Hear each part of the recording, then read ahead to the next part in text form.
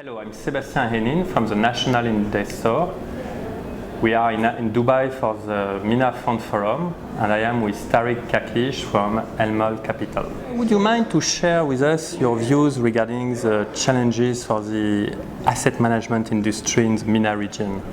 Yeah, I think the biggest challenge for us is the political unrest in the region. Investors, international investors especially, they see the Middle East region as one block, and of course this is not the situation. I think there is lots of education that we need to do. Investors need to understand the difference between UAE, Egypt, Qatar, Saudi Arabia and other countries like Syria and Iraq. So there is a big divergence in terms of the macro picture, and at the same time there is a big divergence in terms of the political stability. Okay.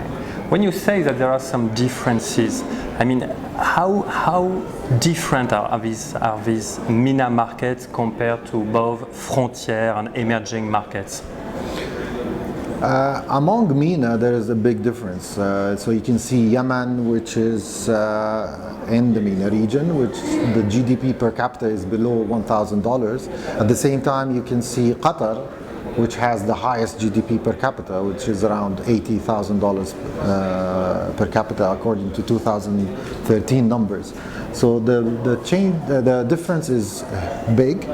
And I believe this gap will continue because oil producing countries will continue to grow, while countries that are still depending on oil production and the prices, the volatility of the prices in oil will continue to be the obstacle to them. How do you assess the expected opening of the Saudi market next year? Do you think it will be a game changer for the region? I believe Saudi presents a good story in the MENA region because of its weight. Currently, Saudi Arabia presents 50% of the MENA market.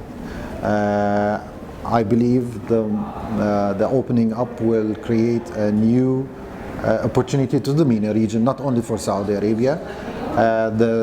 Of course, when index providers such as MSCI will upgrade the Saudi market to emerging, this will have the bigger effect.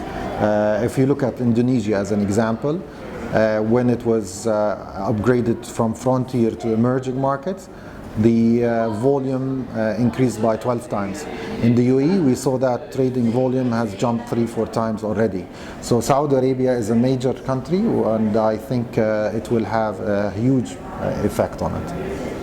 What are the plans for Elmol Capital in the short term? Short term, we're focusing in terms of asset management. We're focusing to build our AUMs. Then that's the core of the business.